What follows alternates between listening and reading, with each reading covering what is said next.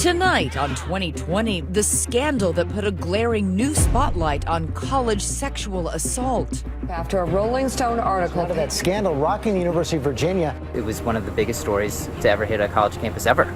That elite college, University of Virginia, an alleged frat house attack on a student known only as Jackie. She doesn't tell police, but she does tell the renowned Rolling Stone magazine. Is this the first we're finding out by reading a magazine?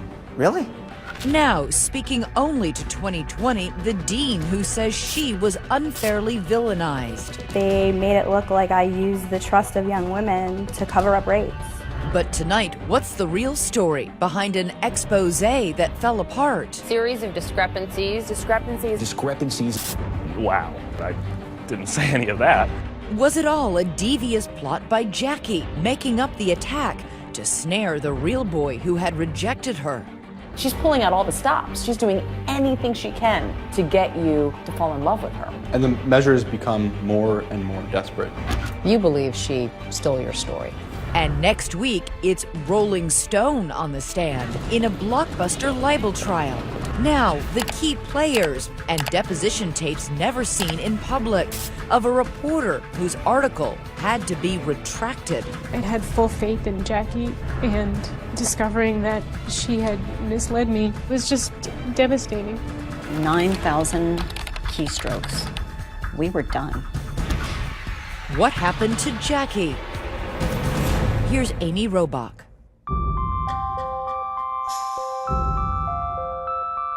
Welcome weekend at the University of Virginia, when 20,000 students descend on the small, idyllic southern city of Charlottesville. The campus grounds suddenly alive with wide-eyed first years and their families, steadying themselves for that first collegiate Instagram post and long hug goodbye. Why did you choose to go to UVA? It's a school that's known for having a really wide range of effective academic programs, and the campus is really nice to boot. Founded by Thomas Jefferson, UVA boasts no shortage of accomplished alumni, including journalist Katie Couric, comedian Tina Fey, and the late Robert F. Kennedy. But it has another claim to fame you won't see on display in the rotunda. In the very beginning of our first year, we won the Playboy Top Party School in America award. There is a work hard, play hard culture at UVA that's pretty pervasive. The year of that Playboy honor was 2012, where our story begins. And the main character, a young woman, a freshman we're calling Jackie. By all accounts, her initial weeks are typical, getting to know the grounds in her classes and hanging out in the dorms, where she meets 3 other first-year students, Ryan Duffin, Catherine Hendley, and Alex Stock. Do you remember coming to UVA your freshman year, what it was like? I was pretty much just looking for friends at the beginning. And I met Catherine and I met Ryan, and then through them I met Jackie. And we kind of formed something of a friend group in the first couple weeks. When did you first meet Jackie? I first met Jackie my second day at UVA. A good person to spend time with. We were hanging out a lot in the first few weeks of school, probably every other night at least. Just as quickly as the friendships formed, they say it appeared that Jackie's feelings toward Ryan extended to something more. Did Jackie tell you that she had feelings for your friend Ryan? Yeah, oh yeah. Pretty quickly it became clear that she liked him.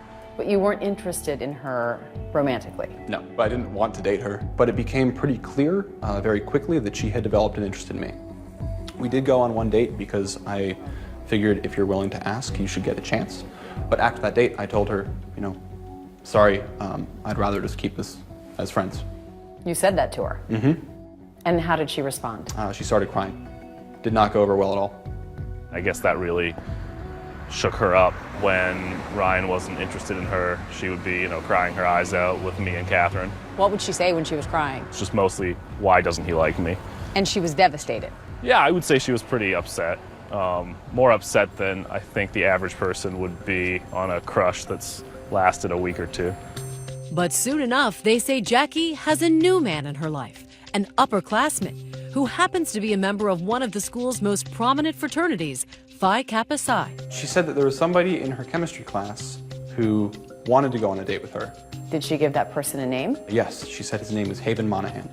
Remember that name, Haven Monahan, a name as peculiar as it will become paramount. This new guy comes on the scene who's suddenly interested in Jackie, and Jackie loves to tell us all about it. I guess loves to tell Ryan all about it. And according to her friends, Jackie had a way with words. She was a great storyteller. She always told stories with a lot of detail and a lot of specifics that made you feel like you were almost like you were there. And on September 28th, 2012, Jackie tells her friends a story that will change all of their lives and countless others. Take us back to that night. I got a phone call from her where she said, "Hey, something happened. Please come meet me out in front of this dorm." You immediately go? Yeah. What did you see? She was sitting on a picnic table near some of the first-year dorms. She was crying. She, was obviously really upset about something. What did Jackie say happened? You were waiting for her to talk, and she talked. Yes. Ryan claims Jackie tells him she had a date that night with Haven, one that would end catastrophically. Haven parked his car out in front of his fraternity house and said he had to run inside to grab something. He asked Jackie if she wanted to come along.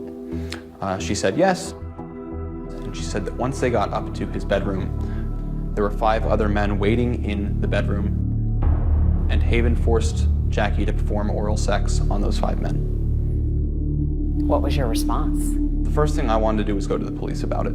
Jackie didn't want to. Why? Because she didn't want to have to sit down in a police station and continually go over it detail by detail. So I called Alex and Catherine. And Ryan's right in front of that dorm with Jackie, and he's given me a call and said something terrible has happened to Jackie, and you need to get here right away. We get to the dorm, and I go talk to Ryan and figure out what's going on, and he tells me that Jackie's been raped. And Jackie wasn't really talking much, just kind of sitting there like affirming what Ryan tells me.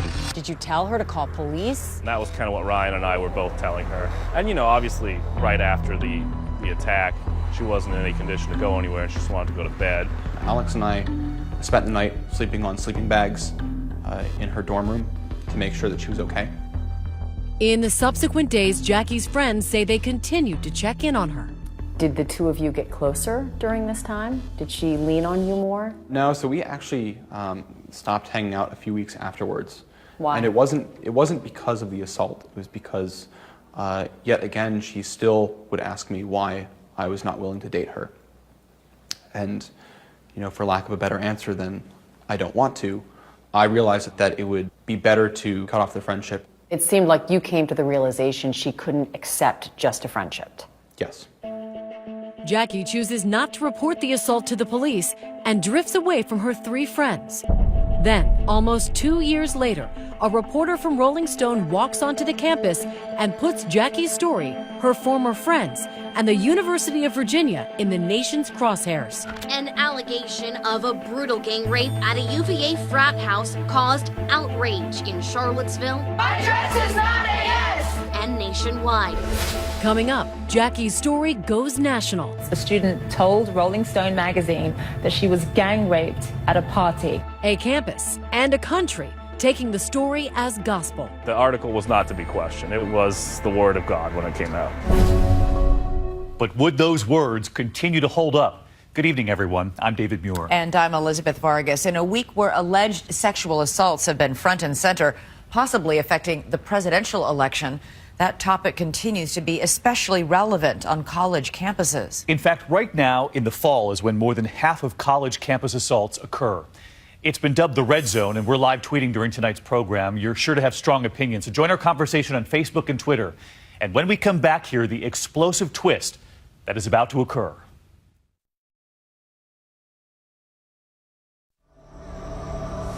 Two years have passed since the alleged attack on a first-year student in this stately fraternity house on UVA's Greek Row. It's November 2014, and just days before students head out for Thanksgiving, they're blindsided by an incendiary 9,000-word expose in Rolling Stone titled "A Rape on Campus." I remember that morning I woke up and I remember reading on social media, there's this article that's come out, bombshell article. You have to read it. Rolling Stone article. Out of that scandal rocking the University of Virginia. The timing couldn't be worse. The school, seemingly cursed, reeling from the high-profile murders of student-athlete Yardley Love. The University of Virginia student murdered by her former boyfriend. And that same fall, the disappearance and murder of co-ed Hannah Graham. Searchers in Virginia stumbled across what they now believe are Graham's remains. It's not the usual kind of atmosphere on campus. There was something amiss. Now the explosive Rolling Stone story. But this account sounds even worse, more lurid and dramatic than the version her friends recall hearing. Jackie's date takes her to a raucous frat party at Phi Kappa Psi. She takes his hand as he ushers her into a bedroom. The door closes behind them, the room pitch black inside. A body barrels into her, tripping her backward, crashing through a low glass table. She hears someone say, "Grab its expletive leg," and that's when Jackie knows she is going to be raped. 3 hours of sheer agony as she says 7 men took turns raping her. Jackie runs shoeless out of the frat house, face beaten, her red dress spattered with blood. She runs into the arms of 3 friends, but instead of going to the police, there's a heated debate. One friend warning she's gonna be the girl who cried rape and will never be allowed into any frat party again. While the article contains rich detail about the night in question, the reporter says Jackie declined to identify her attackers by name. The journalist who broke the story for Rolling Stone, Sabrina Rubin Erdely. The Rolling Stone reporter, Sabrina Rubin Erdely, becomes a rock star in her own right. A seasoned journalist with numerous sexual assault stories to her portfolio. I met a young woman named Jackie. She becomes a sought-after talk show guest, hammering the UVA administration for what she says was indifference to Jackie's claims. She went to the administration and told them that she had been gang raped, and the administration did nothing about it. In fact, in the article, Jackie claims she told the administration about 2 other rape allegations at that same fraternity, but says no action was taken. Not only was there no investigation, but the campus also, the administration apparently decided that there was no reason to warn the rest of the campus that there had been multiple allegations of gang rape against a fraternity that continued to hold parties every weekend. And another lightning strike in the article? Jackie once asked Associate Dean of Students Nicola Ramo why UVA's rape stats were hard to find. She says the dean answered, because nobody wants to send their daughter to the rape school. It was my sense that the University of Virginia was just stonewalling and not allowing Jackie to get help. If Jackie sounded credible to anyone, it was this woman. My attack happened 5 weeks into my college career. I was 17. Liz Securo was another young freshman when she says she was gang raped at the same Phi Kappa Psi house at UVA in 1984. I just remember this young man, I was clearly impaired, locked me in a room and cut the lights. You were screaming. I was screaming, and I thought, I'm going to die here. But Securo survived and ultimately turned in her attacker. William Beebe pleaded guilty to aggravated sexual battery, making her a hero to sex assault survivors. You wrote a memoir about your experience. How well known is the Liz Securo story on campus? My book is in the library, it's in the Women's Center. There was a book tour, it was national, so it's very well known. So Liz Securo was only too willing to participate in that Rolling Stone article, concerned that history was possibly repeating itself. You were obviously struck by the similarities of Jackie's story to your story.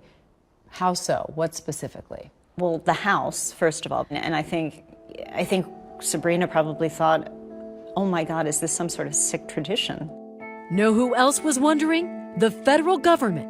One of the reasons Rolling Stone was interested in UVA is because at that time, it was one of 85 schools under investigation for allegedly mishandling sexual assault complaints. UVA was not providing prompt or equitable responses to sexual assault victims who chose to report.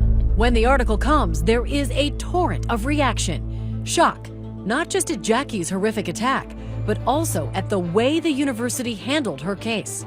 Dina Ramo, the public face of the scandal, becomes public enemy #1. As protesters replace partygoers on UVA's Greek Road. What do we want? An end to rape! Phi Kappa Psi house is defaced, a brick thrown through its window. UVA Center for Rape Studies spray painted across its exterior. I Stand With Jackie hashtags trend nationwide. UVA President Teresa Sullivan holds a press conference. We have a problem, and we're going to get after it. Suspending Greek life and calling for Charlottesville police to investigate the heinous crime. It was something I had to struggle with. Did we know this? Did anyone tell us this? Is this the first we're finding out by reading a magazine? Really? Coming up, really becomes a real question when a new reporter starts digging. You weren't setting out to disprove this story. Absolutely not. I was setting out to get to the bottom of the story. I told everybody that I met that I just want to find out the truth. Turns out the truth would become a moving target, but not before the dean becomes a pariah, fearful she may be the next target of violence. Dear Nicole Ramo, the dean of rape, I hope you don't have a daughter. Our interview with the woman in the eye of the storm. Next.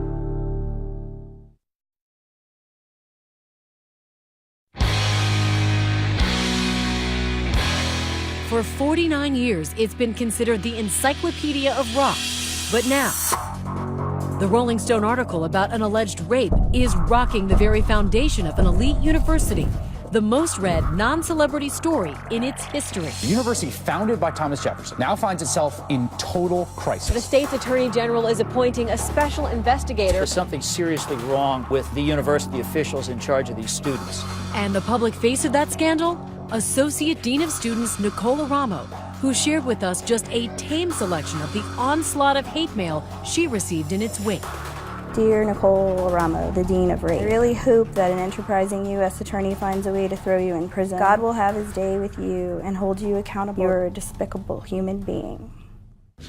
Ramo breaking her silence for the first time since the article was published. I just thought, what am I going to do?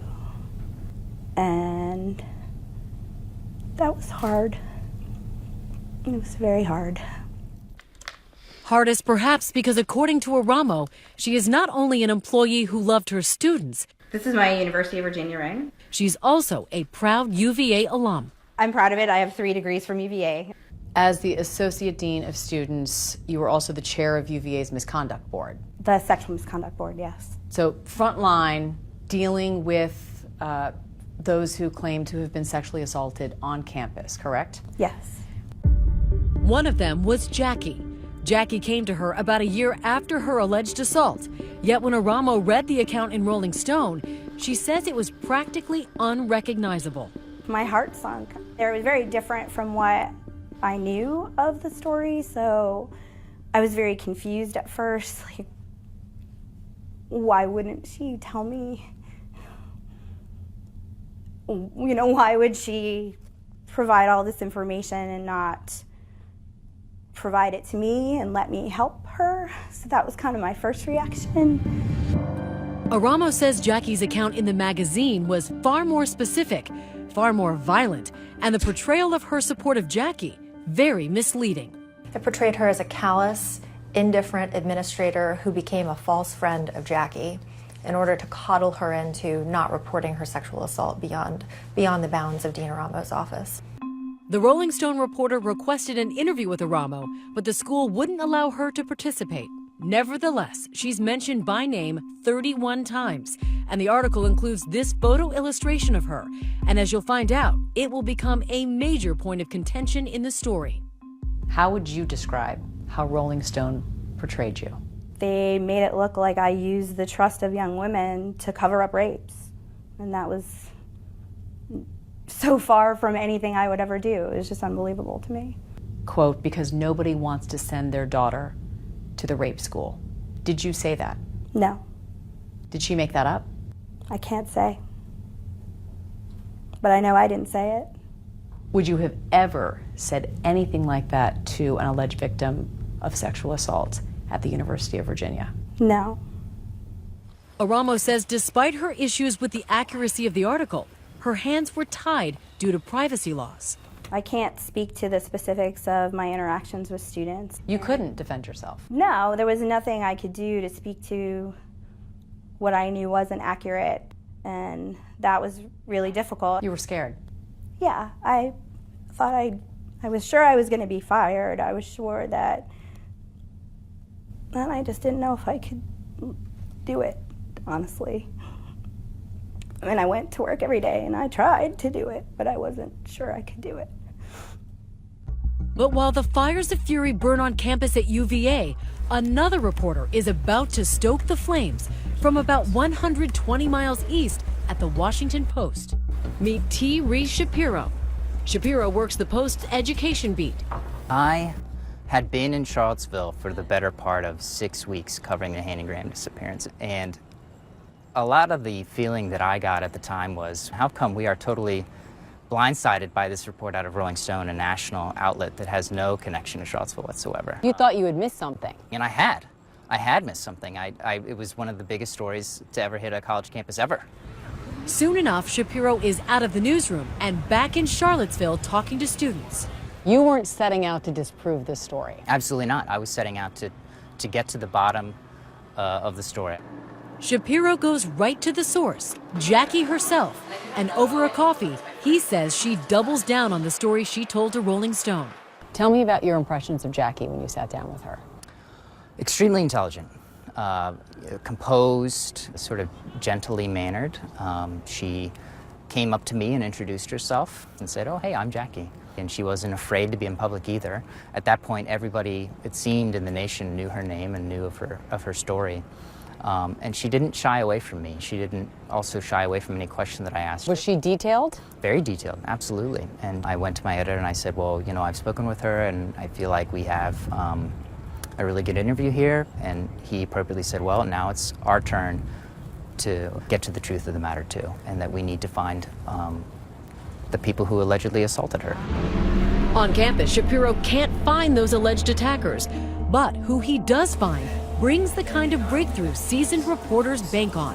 The three friends that Jackie had met in the immediate aftermath of that, they weren't hiding. They were happy to speak with me. In fact, those three friends might have been happy to talk to Rolling Stone too, but they didn't. Why? Jackie answered for them, telling the magazine they declined. Sabrina asked Jackie to reach out to me. Jackie told Sabrina that I had said no. Coming up, when Jackie's friends say yes to interviews, her story starts to crumble and a different one emerges. I think she had a crush on a boy and was trying to get his attention. I think it's as simple as that. And later, remember that mystery man, Haven Monahan. Who is he really? Stay with us.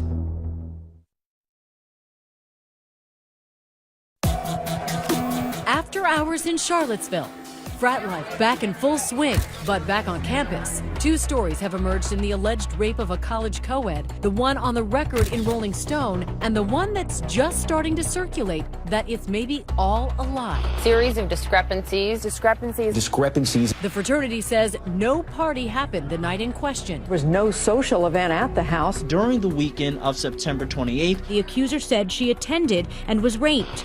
Reporter Sabrina Rubin Erdely gets on the phone with Jackie, asking her again to give her the name of the ringleader of her attack. Jackie gives her one, but wavers on the spelling. It's a red flag for Erdely after she can't find anyone matching that name, and another unsettling call with Jackie, she fires off this ominous email to her editors. The subject line?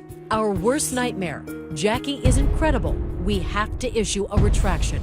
Within hours, they post an editor's note online acknowledging mistakes in the reporting process. For the first time on this story, the vaunted magazine is backtracking. They turn to the Columbia Journalism School to conduct an independent review. Meanwhile, Columbia University finishing up a review that they're doing on Rolling Stone. But that other reporter, the Washington Post's T. Reese Shapiro, had already begun his own reporting, starting with Jackie's three friends now under the microscope. Their version of her story was very different than the one that appeared in Rolling Stone. Totally different. Those friends? Two of them you met earlier, Alex and Ryan. Named Andy and Randall in the article, they say they were portrayed as cold-hearted when Jackie came to them in crisis. There were all these horrible quotes attributed to me about, you know, quit being a baby and we want to get into a fraternity, so stop whining. And I was thinking I didn't say any of that.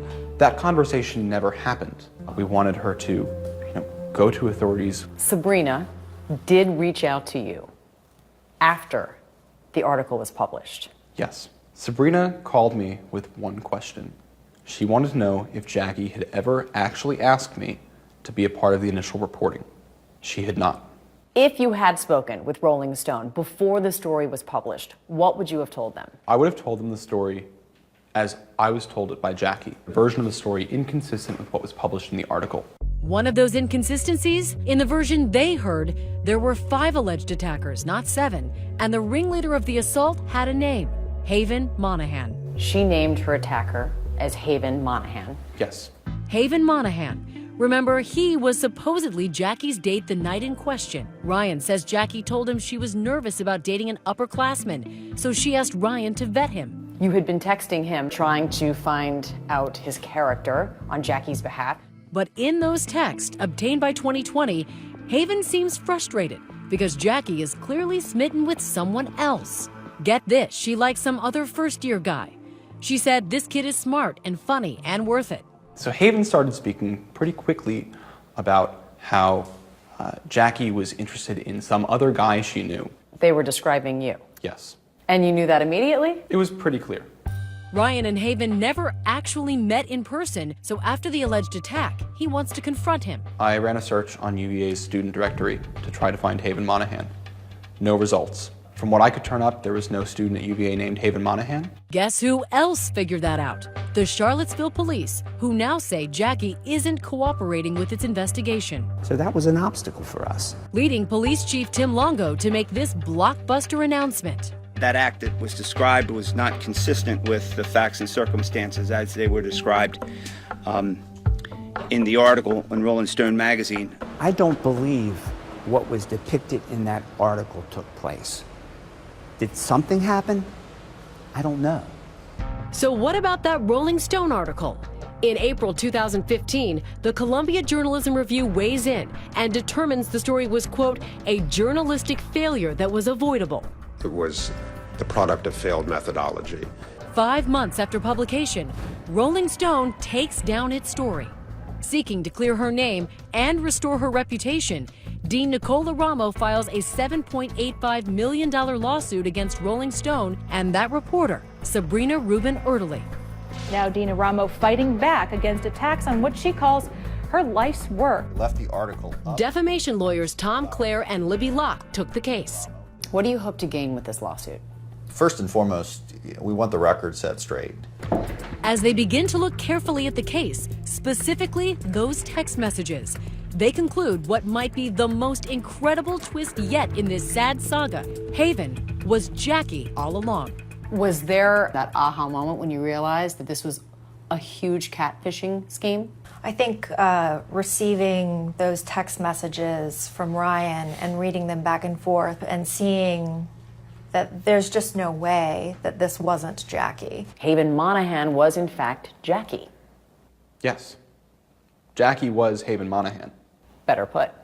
Claire and Locke say they determined that Jackie had created false phone numbers for Haven to make Ryan jealous. And when that didn't work, she upped the ante, creating a fake story about an assault. She's pulling out all the stops. She's doing anything she can to get you to talk to her, to care about her, to fall in love with her. And the measures become more and more desperate as time goes on. So desperate, Ryan says, at one point, Jackie even told him she's suffering from a terminal illness. She said there was a copy of her will on file at Student Health. Jackie told you she was dying. Yes. All concocted, Claire and Locke believe, to win Ryan's heart. Such an intricate and complicated story. All woven by one person. Coming up, the Rolling Stone reporter is before the cameras again, this time under oath. I do. Thank you. And you'll never believe where Jackie may have gotten inspiration for her story.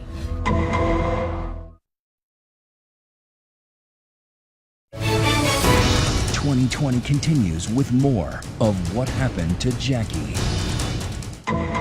They're the most recognizable 2 notes in all of crime drama. But Dina Ramos' defamation lawyers say this scene should ring familiar too. The rape victim in that SVU episode, as she's being attacked, the perpetrators say, "Grab her legs, man, come on, grab her legs." And that's the same thing that Jackie alleges that she heard one of her attackers say. Libby Locke and Tom Clare say Jackie perpetrated an elaborate hoax. Her story really a series of composites plucked from pop culture.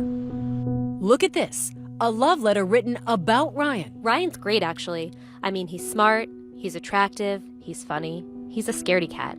If you creep up behind him, he'll jump right out of his skin. They say Jackie lifted it from Dawson's Creek. She's great. I mean, she's smart, she's beautiful, she's funny, she's a big old scaredy cat.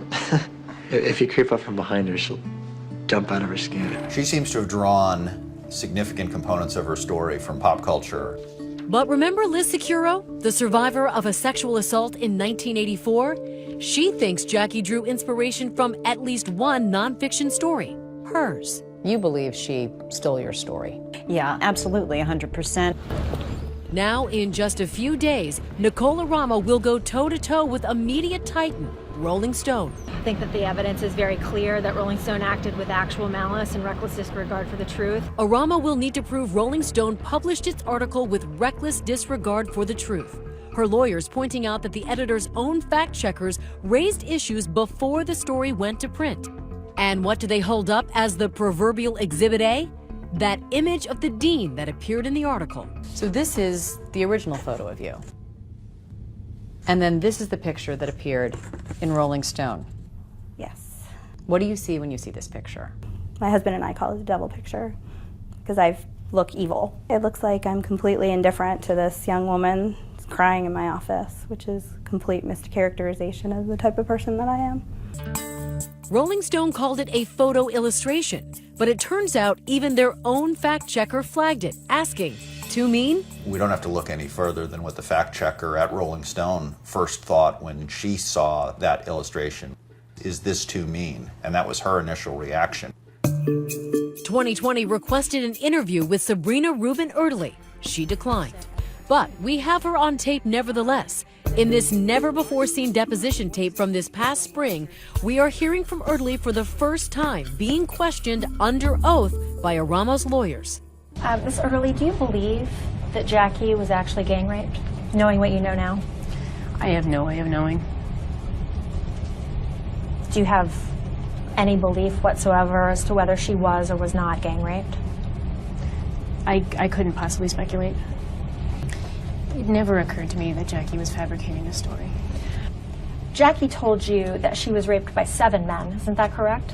Yes. Did that cause any red flags in your mind? No, I knew prior to publication that Jackie had originally, when she originally talked about her assaults, she had talked about it as being an oral assault by 5 different men. But she had told her, and that's something that she told her roommate, Rachel. But Rachel told me that as Jackie became more comfortable with the details of her assault, she came forward with the truth, which was that it had actually been 7 men and a vaginal assault. She proved to be credible in so many different ways. She was able to furnish me with a lot of different pieces of evidence to back up what she was saying.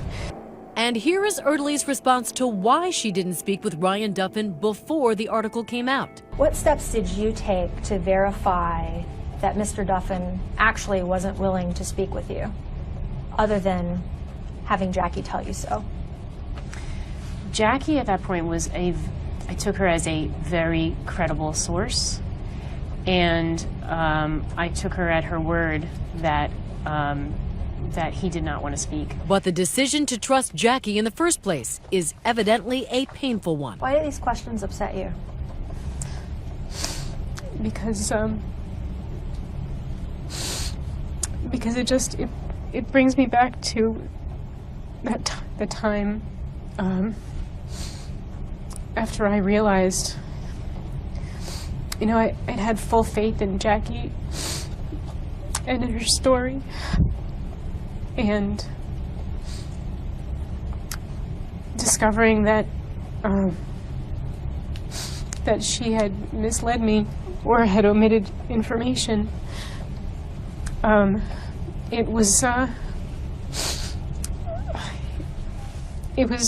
just devastating. While Rolling Stone admits they made mistakes, they defend their portrayal of the UVA administration, pointing to the results of that federal investigation into how the university handled sexual assaults. The government concluding at times the school failed to promptly and equitably respond to complaints. In a statement given to ABC News, Rolling Stone says, in part, the depiction of Dina Ramo in the article was balanced and described the challenges of her role. We now look forward to the jury's decision in this case.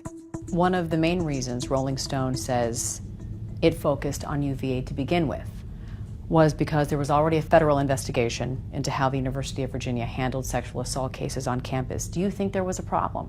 It's certainly an issue that we struggled with, but it is one that we were desperately trying to get better at. Rolling Stone, in fact, argues that their portrayal of you is supported by the Office of Civil Rights report that concluded that UVA, including you, Dean Aramo, violated Title IX and created a hostile environment for victims of sexual assault at UVA. Obviously, I don't agree with that account. I think we were doing the best we could in a very difficult climate Could you have and done a very better? difficult situation. I think everybody can improve, and I think we were trying to improve. But here's a fact mentioned in Rolling Stone that Aramo can't dispute.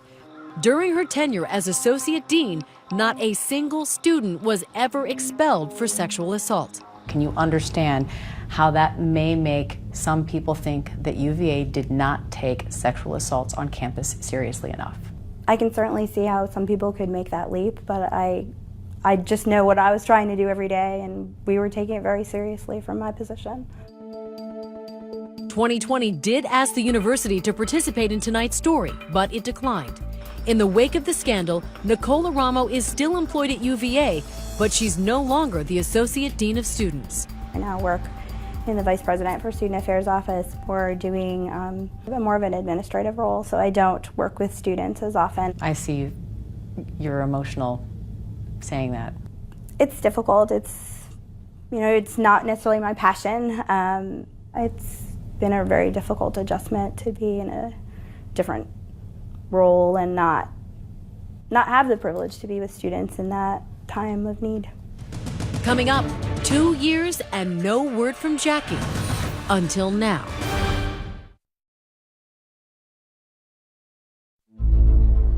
Under the watchful gaze of founder Thomas Jefferson, UVA students abide by an honor code, pledging never to lie, cheat, or steal. But no amount of truth-seeking thus far has yielded an answer to the central question: what, if anything, happened to Jackie? We asked, but she didn't respond to our request for an interview. Was there any question in your mind that Jackie had been sexually assaulted? I absolutely believed it. And continued to believe it? I don't think anything happened to her on September 28th. However, that does not mean that nothing happened to her before that would have prompted her creating a story like this, and I've resolved myself to realize that I never will know. Ryan Duffin's trust, just part of the collateral damage for those who feel they were caught in Jackie's web. Are you a more skeptical person now than you were before? Absolutely. I think that's one of the takeaways from this story, right? People were so quick to shut down people who were actually being critical of the article, when those people ended up being right. I only have the one copy, which I thought would be sort of a commemorative copy of a piece that changed the way we all look at sexual violence. And, now it's a painful reminder. Sexual assault survivor Liz Securo, now an advocate for victims' rights. There are a lot of people who want to turn this into women lie about rape all the time. Now they just have a much bigger platform. Because false reporting of sexual assault is extremely rare. It's extraordinarily rare. How big of a setback was this to your cause? Here could have been a piece that changed the way Americans look at the epidemic of campus sexual assault, because there is an epidemic of campus sexual assault.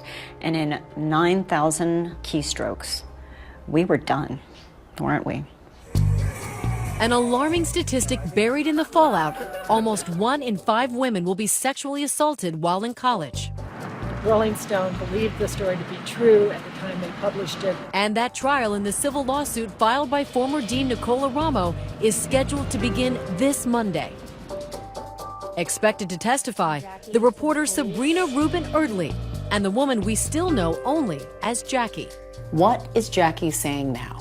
We're looking forward to having Jackie on the stand and hearing from her, just like the rest of America. Is there a villain in this story? I don't think so. I think everybody loses. Former Dina Ramos' trial starts this Monday in Charlottesville, Virginia. That UVA fraternity, Phi Kappa Psi, is also suing Rolling Stone. The magazine is contesting that suit. Of course, we'll be continuing to follow this case, and we want to know what you think tonight. What really happened to Jackie in the end? Let us know on Facebook and on Twitter. And if you or someone you know has been a victim of sexual assault, we do have resources that could help on our website at abcnews.com. I'm Elizabeth Vargas. And I'm David Muir. From all of us here at 2020 and ABC News, thanks for watching tonight. Have a great weekend.